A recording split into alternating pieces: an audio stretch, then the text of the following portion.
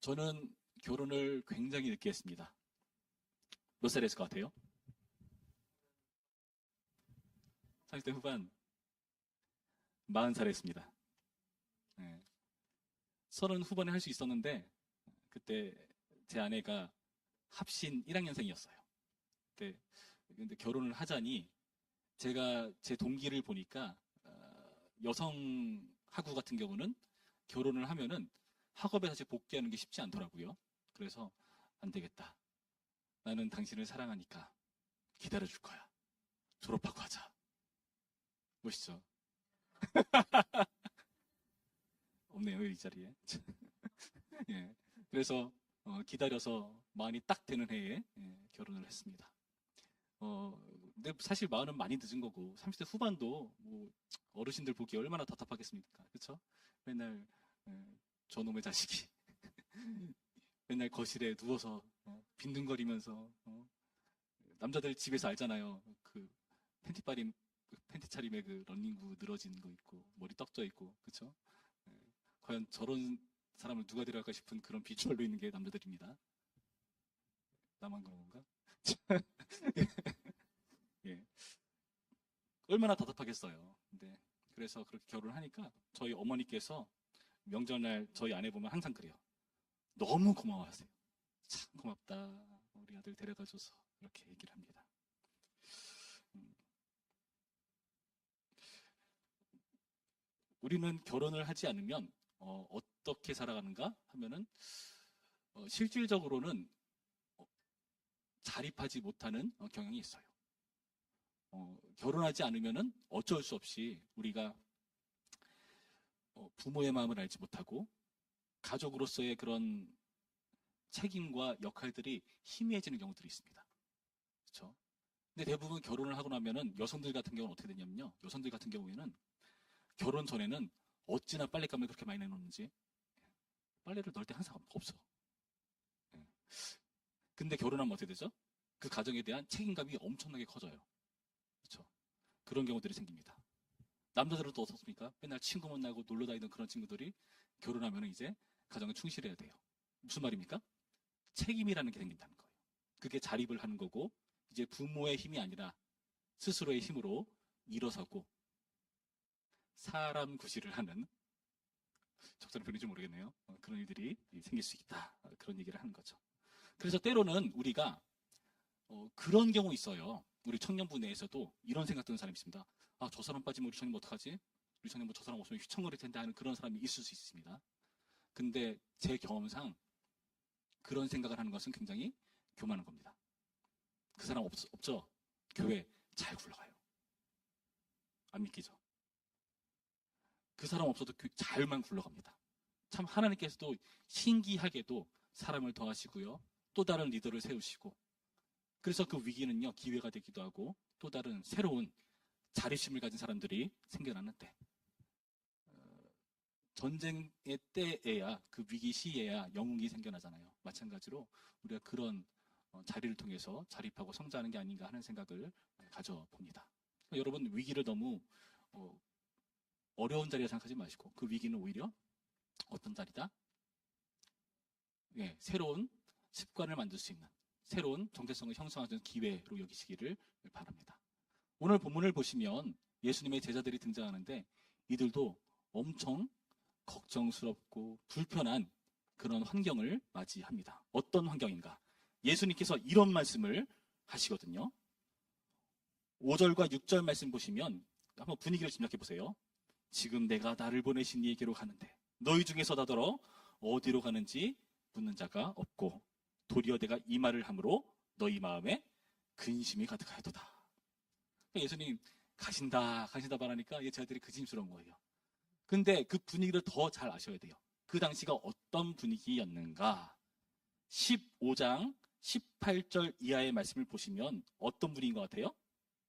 15장 18절 이하의 말씀 보시면은 세상이 너희를 미워하면 너희보다 먼저 나를 미워한 줄을 알라. 너희가 세상에 속하였으면 세상이 자기 것을 사랑할 것이나 너희는 세상에 속한 자가 아니요 도리어 내가 너희를 세상에서 택하였기 때문에 세상이 너희를 미워하느니라 하면서 전반적으로 무슨 말을 하죠? 너네 이제 미움받을 거야. 너네 줄을 잘못 썼어. 어떻게? 근데 나는 갈 거다 이러는 거예요. 지금. 지금 분위기는 어떤 상황이라고요? 세상에 미움받을 것을 예고하고 있는 그런 분위기. 근데 예수님 가신다 말씀하시니까 제자들 입장에서는 한숨이 푹푹 나오는 겁니다. 근데 예수님께서 진짜 나 갈 테니까 너네 어떡할래? 그런 의도로 말씀하신 걸까요? 그렇지 않아요. 전혀 반대의 의미로 지금 이 말씀을 하고 계시는 겁니다. 1절 말씀, 내가 이것을 너희에게 이름은 너희로 실족하지 않게 하려 함이니. 실족하지 않게 하려고 지금 이 어려운 말씀을 하고 있다는 거예요. 넘어지지 말라고, 괴로워하지 말라고 그들을 세워주는 말씀을 하시기 위해서 지금 이 말씀을 하고 계시더라. 예수님의 의도는 그들을 실족시키고자 하는 의도가 아니었다는 거죠. 그런데 희한하게도 제자들은 근심이 가득한 모습을 보여주고 있습니다. 여러분, 예수님께서 이제 아버지께로 올라가는 게 왜 이들에게 부정적인 게 아니라 긍정적인 일인가? 예수님께서 14장 28절 말씀에 이런 말씀을 하셨거든요. 14장 28절 보시면 내가 갔다가 너희에게로 온다는 말을 너희가 들었나니 나를 사랑하였더라면 내가 아버지께로 감을 기뻐하였으리라. 기뻐할 일이라고 말씀하세요. 또 오늘 본문에서 뭐라고 말씀하시죠? 7절 말씀 보시면 그러나 내가 너희에게 실상을 말하노니 내가 떠나가는 것이 너희에게 뭐다? 유익이다. 그러니까 지금 예수님께서 나 이제 떠나갈 거야. 너희를 떠나서 아버지께로 갈 거야. 근데 그게 슬픔과 괴로움과 부정적인 의미의 그런 행동이 아니라 너희에게 오히려 기쁨이 되고 유익한 일이라고 말씀을 하고 계시는 겁니다. 왜 이들에게 기쁨이고 유익한 일일까요? 오늘 본문에서는 그 이유를 뭐라고 밝혀줍니까? 7절 뒷부분 보실까요? 내가 떠나가는 것이 너에게 유익이라 내가 떠나가지 아니하면 보혜사가 너에게로 오시지 아니할 것이요 가면 내가 그를 너에게로 보내리니. 자, 왜 예수님께서 떠나가는 게 유익이라고요? 보혜사를 보내실 것이다. 이 보혜사는 우리 잘 알다시피 성령님을 말씀합니다. 성령께서 우리 가운데 오시는 것을 말씀하고 계세요. 성령이 오는 것은 우리에게 기쁨의 일이고요. 좋은 일이라고 예수님께서 말씀하고 계십니다. 왜 성령이 오시는 게 예수님 계신 것보다 더 좋은 일일까요? 함께 알아보도록 하죠. 13절 이하의 말씀을 함께 볼까요? 13절부터의 말씀 교독하겠습니다.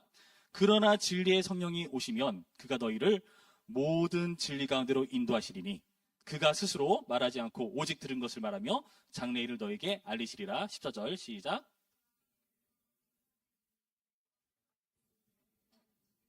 함께 있습니다. 무릇 아버지께 있는 것은 다 내 것이라. 그러므로 내가 말하기를 그가 내 것을 가지고 너희에게 알리시리라 하였노라. 자, 예수님께서 가시고 예수님도 스스로를 보혜사로 여기십니다. 또 다른 보혜사를 보내시겠다라고 다른 표현들에서 나와요. 그 또 다른 보혜사 성령을 보내시는 것은 어떤 일인가? 지금 이 제자들을 진리로 인도하는 역할을 한다는 겁니다. 그래서 진리의 성령님이라고 밝혀주고 있습니다. 그 말씀의 진리는 뭘까요? 우리가 최근에 목장 성경 공부 때 배웠듯이 삼위일체 하나님 배웠죠. 성부 하나님과 성자 하나님, 성령 하나님 그 세 분이 다 같은 분이시다. 되게 어려운 글이죠. 근데 한번 생각해 봅시다. 그 같으신 분이 서로 다른 이야기를 하면 될까요? 안 될까요? 안 돼요. 요즘 그 막 영적인 사역하시는 분들, 신령한 사역처럼 하시는 분들 중에 위험한 게 뭐냐면은 자꾸 성경과 다른 이야기 하시는 분들이 있다는 게 문제죠. 일치해야 됩니다. 일관성이 있어야 돼요. 제가 여러분께 책을 하나 추천해 드릴게요.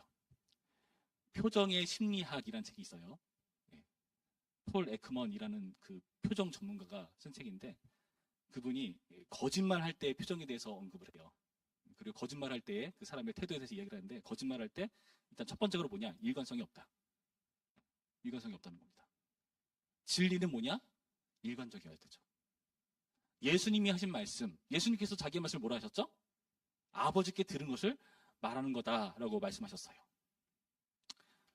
무릇 아버지께 있는 것은 다 내 것이라 하고 그 내 것을 알려주었어요. 그런데 성령께서 내 영광을 나타낸다. 그가 내 것을 가지고 너희에게 말한다. 스스로 말하는 게 아니다. 그러니까 아버지가 말하는 것을 예수님이 전하는데 그 예수님이 말하는 것을 성령께서 전하시더라.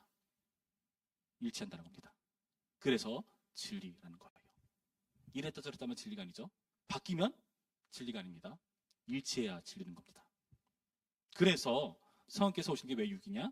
우리를 예수님이 계셨을 때 했었던 역할을 꾸준히 계속 하고 계시니까. 그래서 예수님이 가셔도 괜찮다는 겁니다. 예수님께서 우리 가운데 전해주신 그 모든 말씀, 아버지의 말씀을 그대로 계승하셔서 예수님께서 지금 안 계셔도 그 모든 부재를 상쇄시킬 만한 그런 말씀으로 성령께서 우리 가운데 가르치고 계시더라라는 거예요. 여러분, 그래서 우리는 여러분 앞에 성경책이 주어진 겁니다. 그 성경책을 여러분이 읽고 성령께서 주는 감동 안에서 여러분 마음에 새길 수가 있는 겁니다. 목사님의 말씀도 들어야 되죠. 그런데 이제는 누구를 통해서 듣는 그런 말이 아니라 이제 내가 직접 하는 말씀을 읽고 그 말씀 가운데 좀 어려운 표현이지만 성령께서 조명이라는 것이에요. 조명. 그 스포트라이트를 쫙 비추듯이 그 말씀이 딱 빛이 나면서 나에게 새겨지는 그런 역할들을 성령께서 하시더라. 여러분, 우리 수련회 때 한시간 기도 했잖아요.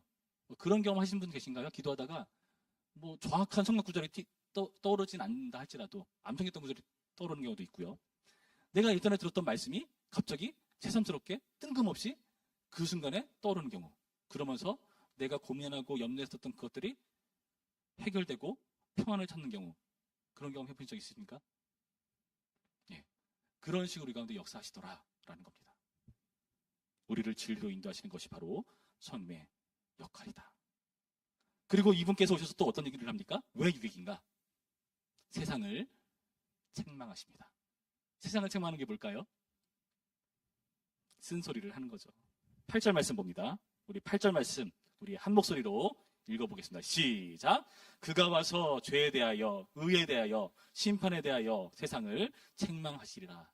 성령께서 오셔서요 세상을 책망해 주신대요. 세상의 모든 불의, 모든 나쁜 것들 다 책망해 주신대요. 여기 나타난 죄, 의, 심판에 대해서 책망을 하신다. 구체적으로 어떤 뜻입니까? 9절 말씀. 죄에 대하여라 함은 그들이 나를 믿지 아니하며. 죄에 대해서 책망한다는 건 뭐냐면요. 예수님께서 오셔서 이들을 구원하시기 위해서 오셨는데 이들의 죄의 문제를 해결하시고자 의로우신 그분께서 그들의 죄를 대신해서 십자가에 달려 죽으시는, 그래서 그분을 믿으면은 우리가 의로워질 수 있는 그런 자격을 얻게 되잖아요. 그런데 예수님을 믿지 않는다? 그럼 어떤 일이 발생하죠? 예수님의 그 의를 우리 것으로 삼지 못합니다. 우리를 대신해서 죽으신 그 예수님의 공로와 하나님 아버지께 나아갈 수 있게 된 그 놀라운 특권을 얻을 수가 없어요. 예수를 믿지 않으면 그래서 죄에 대해서 지적을 당하는 겁니다. 의에 대한 것은 무슨 말일까요? 죄에 대한 것은 그들의 불신을 지적하고, 그러니까 그들이 그 복음의 필요성을 느낄 수 있도록 하는 그런 역할이었다면 의에 대한 건 뭡니까? 볼까요? 10절 말씀, 우리 10절 말씀 읽습니다. 시작!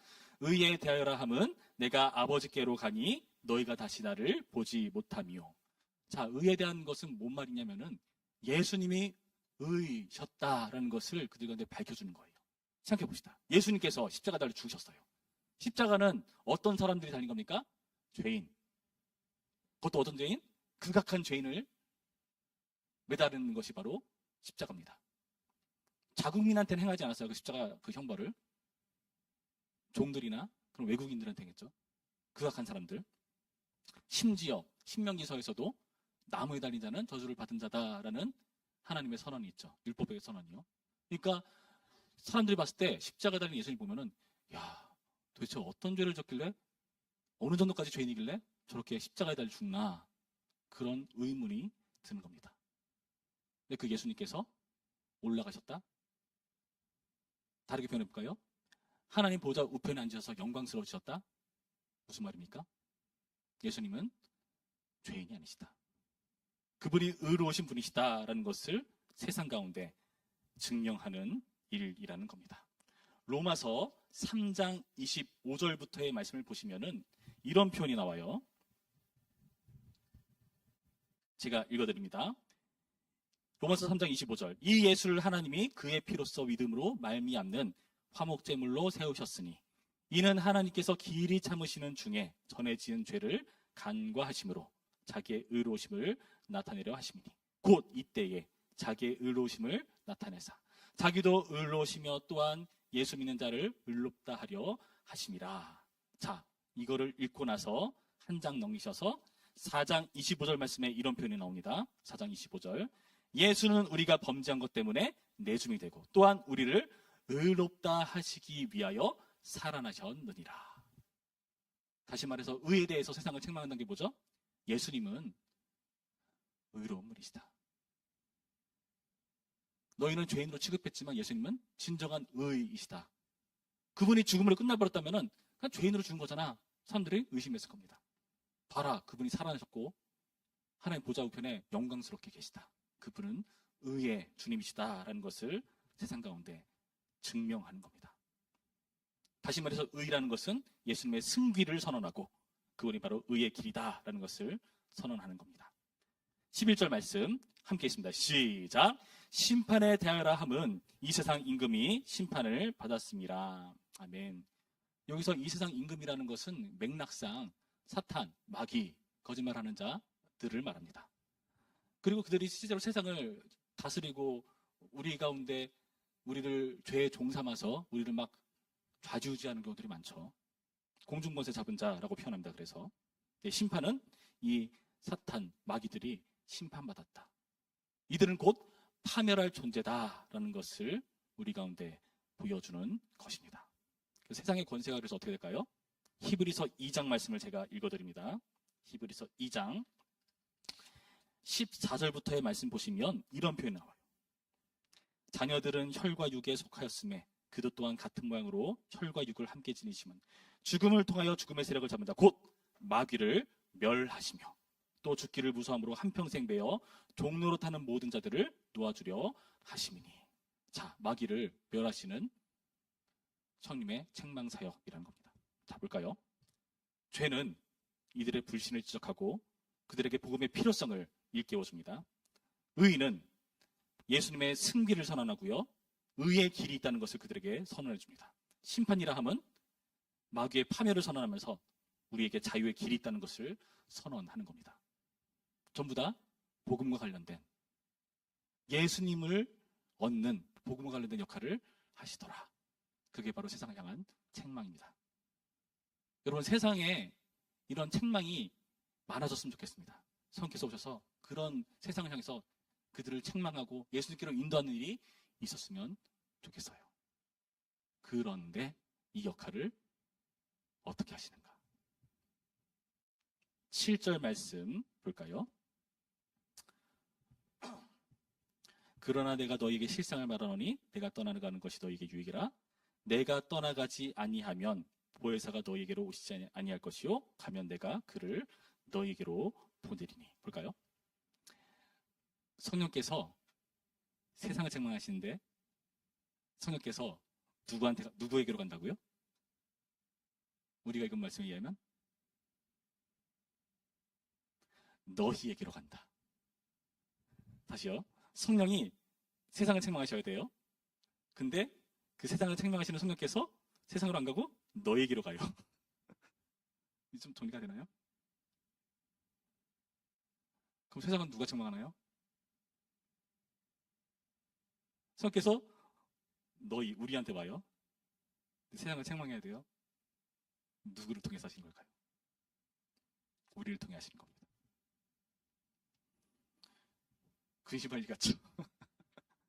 여러분 있는 그 자리에서 성령께서 여러분에게 오셔서 여러분을 통해서 세상의 죄에 대해서, 의에 대해서, 심판에 대해서 책망하는 일을 하시더라.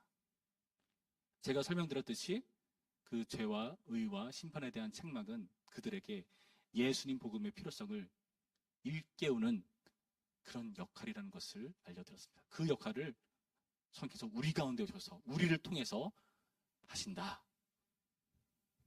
여러분, 그 길이 우리 가운데 기쁨의 길이라고 말씀하십니다. 근심할 일이 아니라고 하세요. 근데 어떻습니까? 우리 전도하자 그러면 근심부터 와요. 아, 나 내성적인데, 사람 앞에 서기 쑥스러운데, 별의별 생각 다 들죠.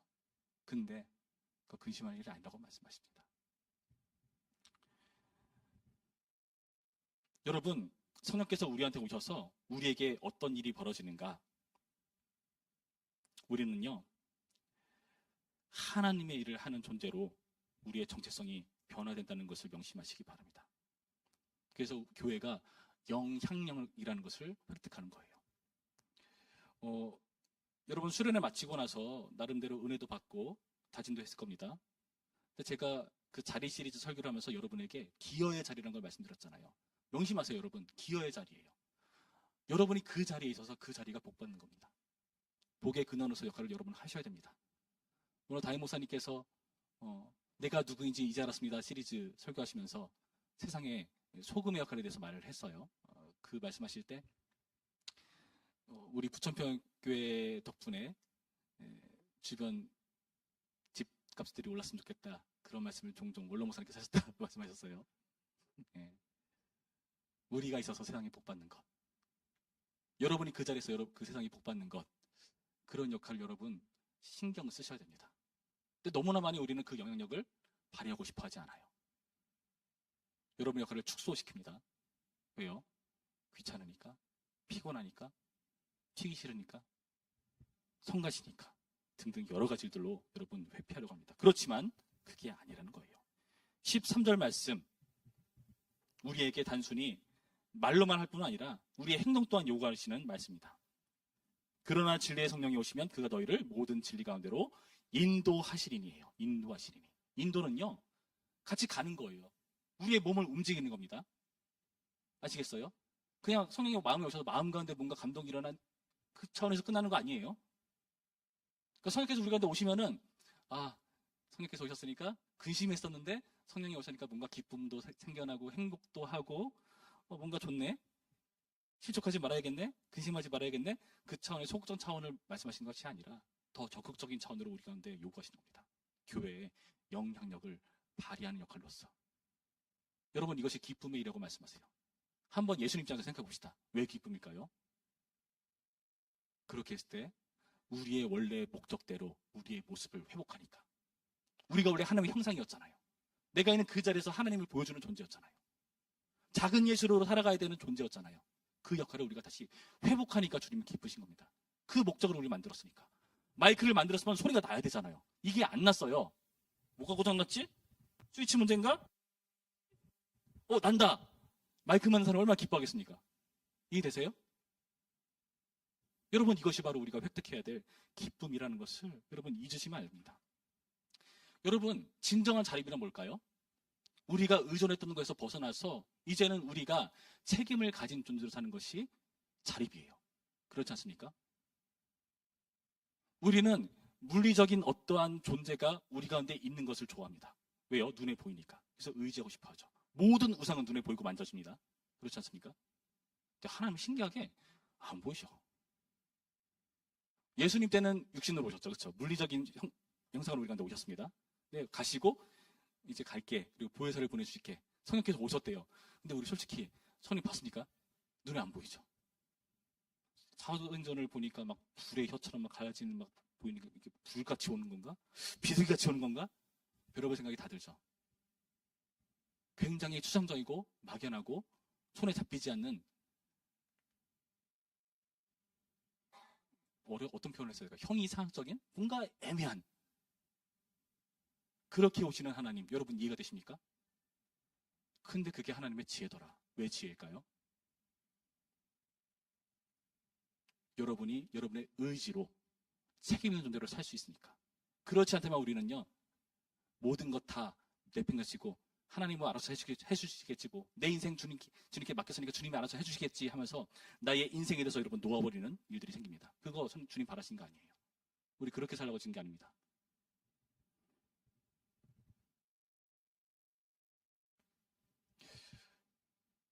예전에는 한참 선교 같은 게 유행했을 때 다 막 이런 마음이었어요. 뭐 예전에 어떤 책이죠? 죽으면 죽으리라 그런 책이 있었어요. 막 순교에 대해서 되게 막 멋지게 그려낸 그런 책으로 알고 있는데 무슨 문제가 발생합니까? 다들 죽으려고 그래. 예수님이 죽였어요. 왜 죽였었죠? 우리 보고 살라고 예수님이 죽으신 겁니다. 죽는다는 건 뭐죠? 책임에서 회피하겠다는 겁니다. 산다는 건 뭘까요? 책임을 감당했다는 뜻이에요. 여러분, 그래서 오늘 말씀을 통해서 예수님의 부재, 성령께서 임하셨다는데 잘 감각하기 어려운 그런 모든 것, 그 모든 것 가운데 이것에 하나님의 지혜인 것을 명심하시길 바랍니다. 여러분이 하루의 삶 속에서 아침에 일어나서부터 저녁에 잠들 때까지 모든 것이 선택의 연속이죠. 여러분이 결정하고 선택해야 됩니다. 기도할 때 이런 분들이 있어요. 하나님께 맡겨드립니다. 주님, 어떻게 되는지 알아서 해주세요. 아니요. 하나님 주신 이성을 사용하라고요. 하나님 주시는 지혜를 사용하라고요. 성경을 읽고 주님 뜻이 뭔지 분별하시라고요. 그러면서 여러분 선택하는 겁니다.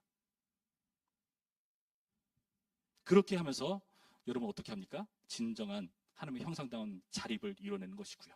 그렇게 함으로써 여러분이 교회로서 영역을 발휘하게 된다는 겁니다. 여러분, 이 말씀을 기억하시면서 여러분 삶 가운데 이러한 진정한 자립을 일어나시기를 부탁드립니다. 성령께서 막연한 분이 아니세요. 여러분 삶 가운데 여러분에게 이 구체적인 삶을 살아가라, 책임을 감당해라 요청하시는 분이십니다. 종교 형태의 어떠한 의식 같은 거, 의전 같은 걸로 여러분의 신앙을 숨지 마세요. 회피하지 마세요. 주일날 교회 나왔으니까? 성책 들고 다니니까? 아니요, 그 차원이 아니라니까요. 여러분의 모든 순간 속에서 여러분을 보는 사람들이 있습니다. 거기서 여러분의 자립이 증명되는 겁니다. 예수님께서 이 땅 가운데 오셔서 물리적인 형사로 오셔서 하나님의 사랑을 확증하셨다고 표현해요. 여러분도 확증하셔야 됩니다. 어떤 확증? 내 안에 성령께서 계시다. 내가 주님의 통치를 받는다.